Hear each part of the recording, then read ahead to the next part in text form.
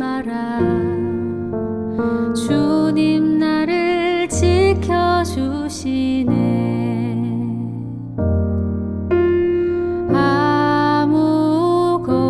아무것도 두려워 말라. 주 나의 하나님이 지켜주시네. 놀라지 마라. 겁내지 마라. 주님 나를 지켜주시네.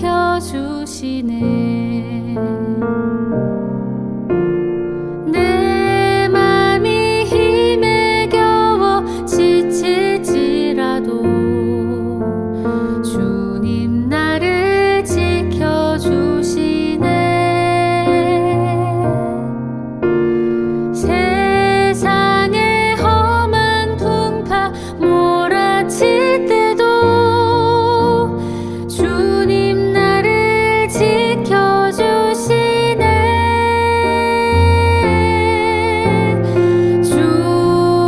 주님은 나의 산성, 주님은 나의 요새, 주님은 나의 소망, 나의 힘이 되신 여호와.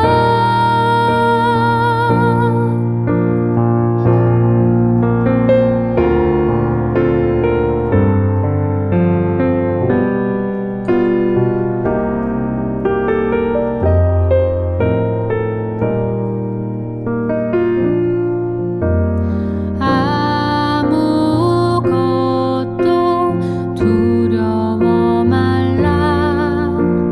주 나의 하나님이 지켜주시네. 놀라지 마라. 겁내지 마라. 주님 나를 지켜주시네.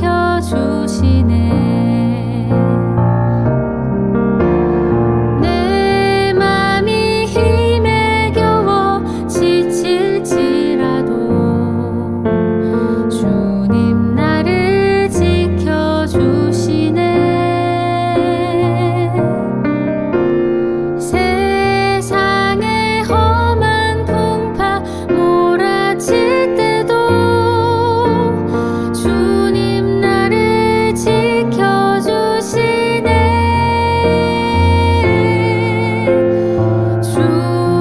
주님은 나의 산성, 주님은 나의 요새, 주님은 나의 소망, 나의 힘이 되신 여호와.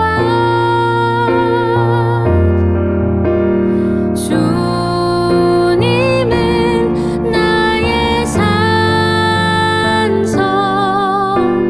주님은 나의 요새, 주님은 나의 소망, 나의 힘이 되신 여호와.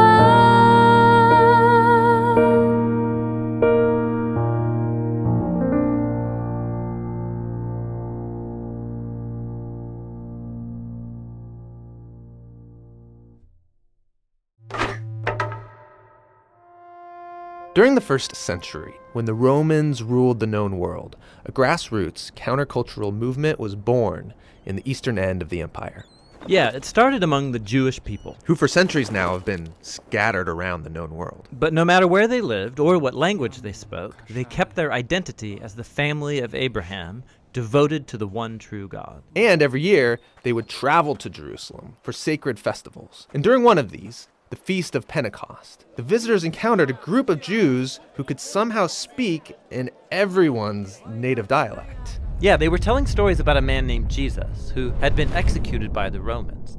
They claimed he had risen from the dead and was now exalted as the true king of Israel and the whole world. And this Jesus was now calling people to adopt his upside-down set of values and live under his rule, called the Kingdom of God.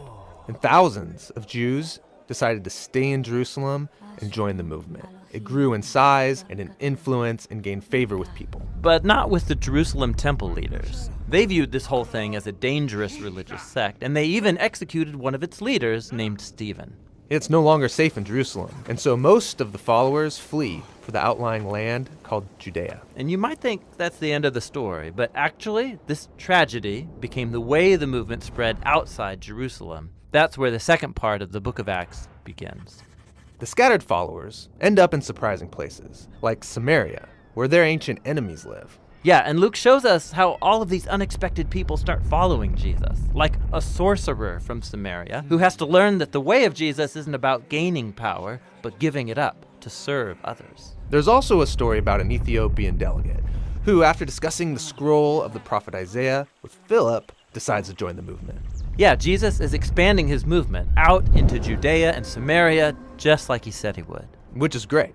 But back in Jerusalem, we meet Saul of Tarsus. He's part of the religious elite who oppose the new movement, and he's finding and arresting Jesus' followers anywhere he can. This is a cruel guy. But think about it from his perspective. In the past, Israel had turned away to other gods and to false prophets, leading to disaster. He believed he was protecting Israel and God's honor by getting rid of these people. And then Saul hears that the movement spread north to Damascus, so he sets out there to find and arrest more followers. And on the way, Saul has this sudden encounter with the risen Jesus himself. Jesus asks Saul why he's fighting against him. And then Jesus commissioned Saul to now represent him to Israel and to the nations. And Saul is stunned and speechless. And so he ends up in Damascus, but now he's announcing the good news about the Jesus he had just been attacking. And no one saw this coming. Totally. And the same goes for what happened next. Over in the port city of Caesarea, there was a Roman centurion named Cornelius, and he represents everything the Jewish people would hate about the Roman occupation. An angel appears to him, and he tells him to call for a man named Peter. So Peter comes, and he finds Cornelius and his friends and his family all gathered together in his home. Yeah, and this is scandalous. Jewish people don't enter a non-Jewish home to avoid ritual impurity. So what's Peter gonna do?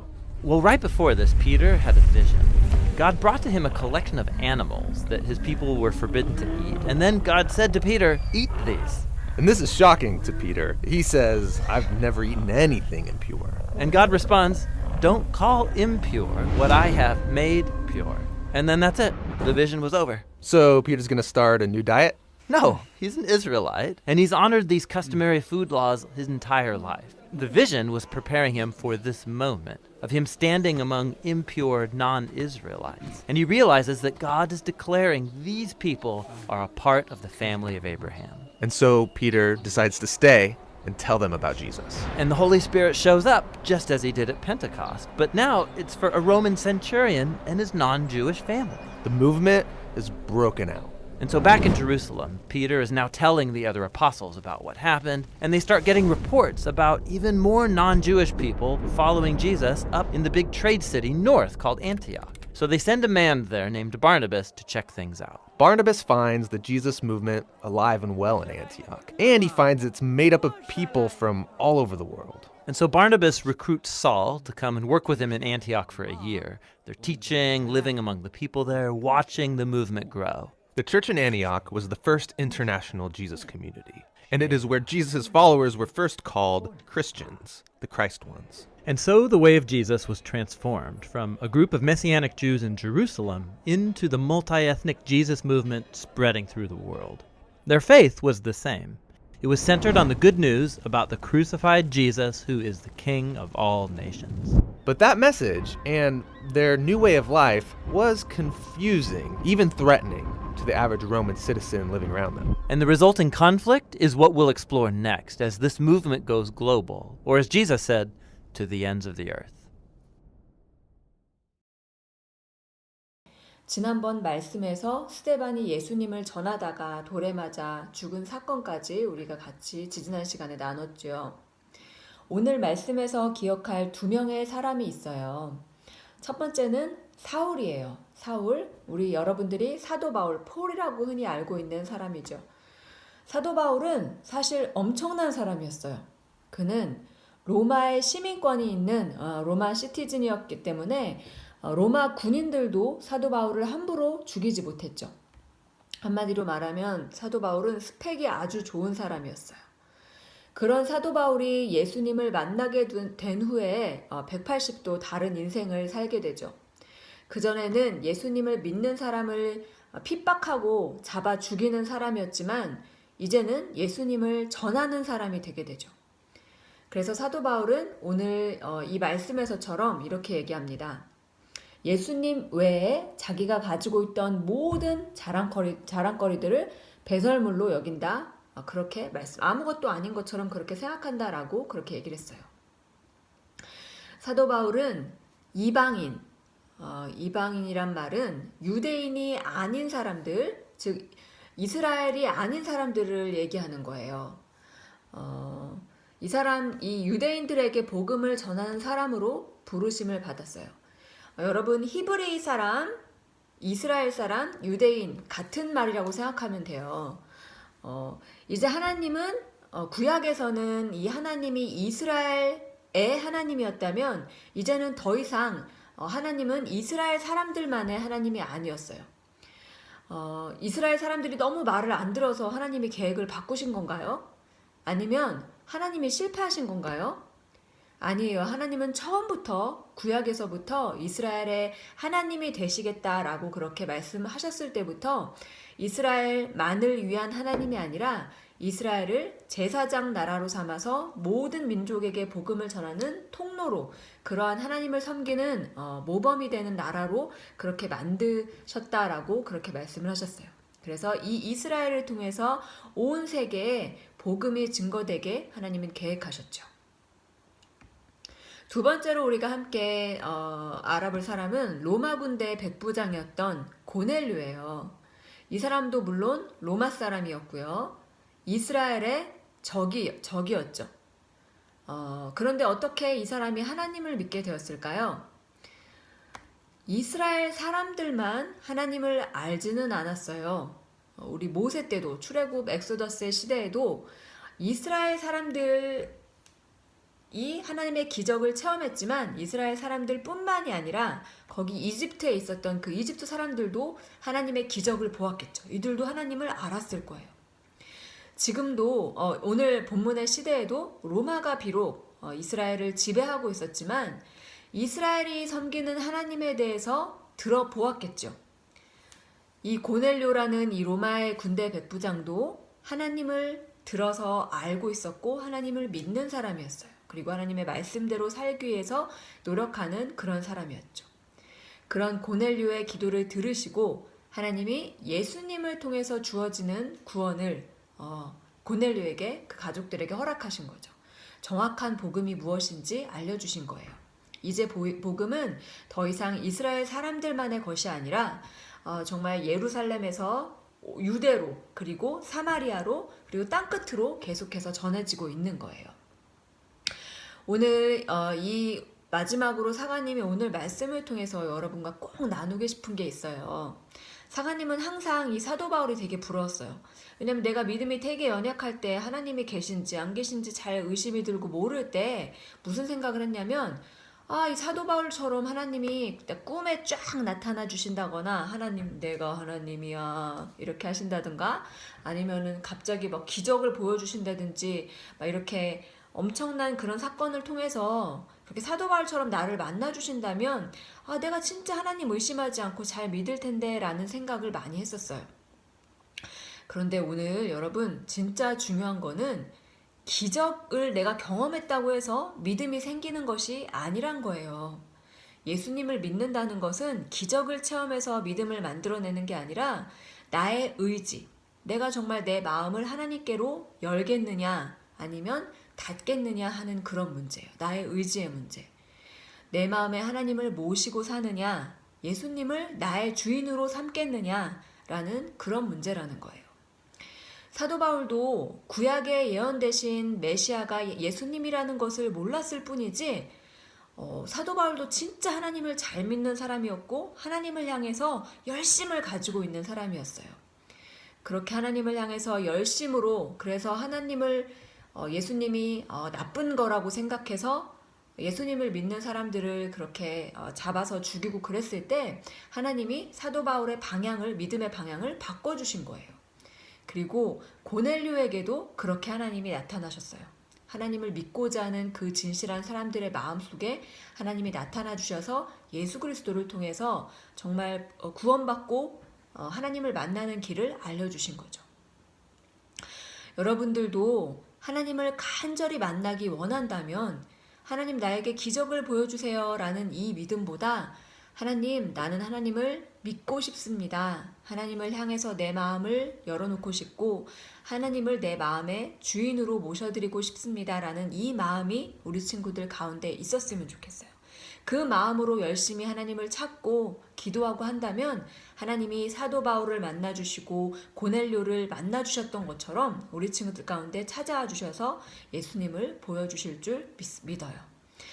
하나님을 찾고 찾으면 만나주신다는 그 말씀을 꼭 기억할 수 있는 우리 친구들이 되기를 소원합니다. 기도드릴게요.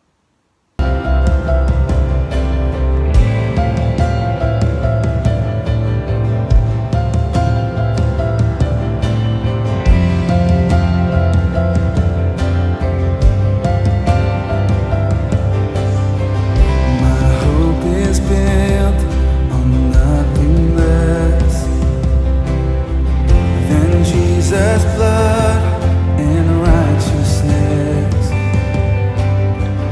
I dare not trust the sweetest friend,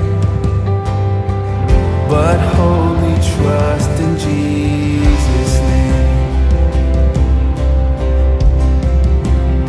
Come on, every voice. My hope is built on nothing less than Jesus' blood